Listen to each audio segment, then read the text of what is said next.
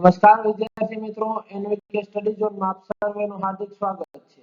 આજે આપણે ધોરણ 9 વિષય વિજ્ઞાનની અંદર જે વિકાસ પરીક્ષા લક્ષી અસાઇનમેન્ટ આવેલ છે એની અંદર વિભાગ સી એટલે કે સેક્શન સી માં પ્રકરણ નંબર 9 નું સોલ્યુશન આપણે આ વિડિયોમાં જોશું। જોઈએ આપણે પહેલો પ્રશ્ન। એક સોસાયટીના રહીશો તેમના દૂધવાળા અને તેના દૂધની ગુણવત્તાને લગતી ફરિયાદ કરે છે। તે દરમિયાન ત્યાં રહેલા એક વિજ્ઞાન શિક્ષક આવે છે અને દૂધનો ઊંચા પાત્રમાં લઈને તેમના પોતાની પાસેનું સાધન દૂધની શુદ્ધતા ચકાસવા શિરોલંબ મૂકે છે। પછી દૂધવાળાને દૂધમાં થયેલી ભેળસેળ વિશે જણાવે છે। દૂધવાળો તેને માની જાય છે અને પોતાની ભૂલ સ્વીકારે છે અને ફરીથી આવી ભૂલ નહીં થાય તેની ખાતરી પણ આપે છે। તો હવે આપણે જોવાના છે તો પ્રશ્ન હવે શું છે?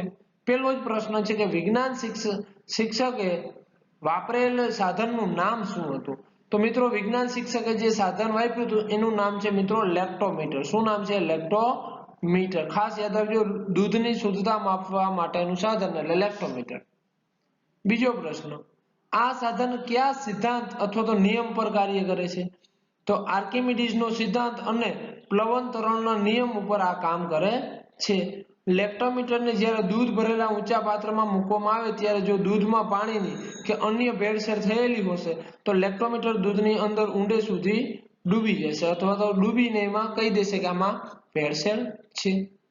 હવે ત્રીજો પ્રશ્ન, આર્કિમિડીઝનો સિદ્ધાંત કયો છે?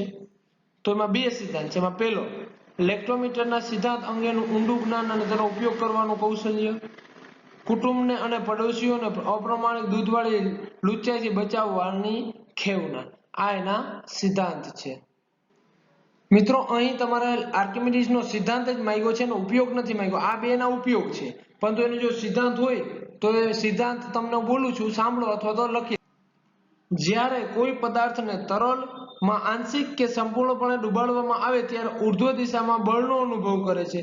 તે બળ પદાર્થ પર ખસેડાયેલા તરલના વજન બરાબર હોય છે। આ મિત્રો આર્કિમિડીઝનો સિદ્ધાંત છે અને આ જે બે નીચે આપેલા છે એના ઉપયોગો છે। જોઈએ હવે બીજો પ્રશ્ન, નિયમિત પ્રવેગી ગતિના સમીકરણ પરથી મુક્ત પતન કરતા પદાર્થની ગતિના સમીકરણ મેળવો। તો એના જવાબમાં આપણે આવશે કે નિયમિત એટલે કે અચળ પ્રવેગી રેખીય ગતિના સમીકરણ નીચે મુજબ છે। આપણે આ પાઠ્યપુસ્તકમાં આપેલા છે, આ ત્રણ સૂત્ર ખબર જ છે। v બરાબર u પ્લસ at, s બરાબર u plus ut plus 1/2 at square, ત્રીજું 2as બરાબર v square minus u square. હવે h ઊંચાઈએથી મુક્ત પતન કરતા પદાર્થની ગતિના સમીકરણ નીચે મુજબ મળી શકે। આપણે મુક્ત પતન કરતો પદાર્થ પ્રારંભમાં એટલે કે સૌથી પહેલા તો સ્થિર સ્થિતિમાં હોય, તો તેથી એનો u બરાબર એટલે કે પ્રારંભિક વેગ કેટલો થશે મિત્રો? 0 થશે। કેટલો થશે? 0। અને તે પૃથ્વીના ગુરુત્વાકર્ષણ બળ હેઠળ નિયમિત એટલે કે અચળ પ્રવેગી ગતિ કરતો હોય છે। તેથી એટલે એનો પ્રવેગ આપણે g એટલે કે ગુરુત્વાકર્ષણ બળ જેટલો લઈ શકીએ। અને કાપેલું અંતર એ કેટલું અંતર કાપશે? તો કે સ્થાનાંતર, s એટલે સ્થાનાંતર એટલે કે અંતર કાપશે h જેટલું, જેટલી ઊંચાઈ કાપશે એટલું એનું સ્થાનાંતર થશે। તો આપણે v બરાબર શું થશે? આપણે આ સૂત્રમાં કિંમત મૂકીએ, અહીં 0 મૂકીએ, v બરાબર u પ્લસ at માં, અને a બરાબર g મૂકીએ તો v બરાબર શું થશે? gt। h બરાબર શું થશે? 1/2 gt સ્ક્વેર, આપણે h અને 2gh બરાબર શું થશે? v square. શું કર્યું આપણે? u બરાબર 0 લખ્યું અને s બરાબર h લખ્યું। હવે જોઈએ પછીનો પ્રશ્ન ત્રીજો, ટૂંક નોંધ લખો। ધક્કા વિશે આપણે ટૂંક નોંધ લખવાની છે। પદાર્થની સપાટી પર લંબરૂપે લાગતા બળને ધક્કો કહે છે। ધક્કો એ બળ છે એટલે કે વિશિષ્ટ પ્રકારનું બળ છે આપણું, તેથી તેનો SI એકમ બળનો જ SI એકમ થશે અને એને આપણે સંજ્ઞા કેપિટલ N સ્વરૂપે દર્શાવતું, એનું નામ છે ન્યૂટન। ધક્કો એ સદિશ રાશિ છે। ધક્કાની અસરનો આધાર તે પદાર્થના કેટલા ક્ષેત્રફળ ઉપર લાગે છે તેના પર રહેલો છે। હવે જોઈએ એના પછીનો પ્રશ્ન એટલે કે ચોથો પ્રશ્ન, ગુરુત્વ પ્રવેગ એટલે શું? અને સ્મોલ g એટલે કે ગુરુત્વાકર્ષણ બળ અને કેપિટલ G એટલે કે ગુરુત્વાકર્ષણ બળનો સાર્વત્રિક અચળાંક છે, તે બંને વચ્ચેનું વ્યાપક સૂત્ર મેળવવાનું છે। પદાર્થ પર લાગતા પૃથ્વીના ગુરુત્વાકર્ષણ બળને લીધે પદાર્થમાં ઉદ્ભવતા પ્રવેગને ગુરુત્વ પ્રવેગ સ્મોલ જી કહે છે। જો પૃથ્વીનું દળ m હોય, આ મિત્રો ખાલી m છે, આ p તમે ના કરતા p ચેકી નાખજો, p નથી, ખાલી m, અને પૃથ્વીની ત્રિજ્યા r હોય, તો પૃથ્વીના કેન્દ્રથી d જેટલા અંતરે રહેલા સ્મોલ m દળના પદાર્થ પર લાગતું ગુરુત્વાકર્ષણ બળ F બરાબર કેપિટલ G ગુણ્યા me ગુણ્યા m છેદમાં d સ્ક્વેર। me છે મિત્રો, આ mp છે, અહીંયા me કરજો, શું કરજો, me। તો ન્યૂટનના ગતિના બીજા નિયમ મુજબ પદાર્થ પર લાગતું બળ એ પદાર્થના દળ અને પ્રવેગના ગુણનફળ એટલે કે ગુણાકાર જેટલું હોય છે। તો બળ એટલે F ફોર્સ બરાબર એનું દળ એટલે m, માસ એટલે m, અને પ્રવેગ એટલે a, F બરાબર ma।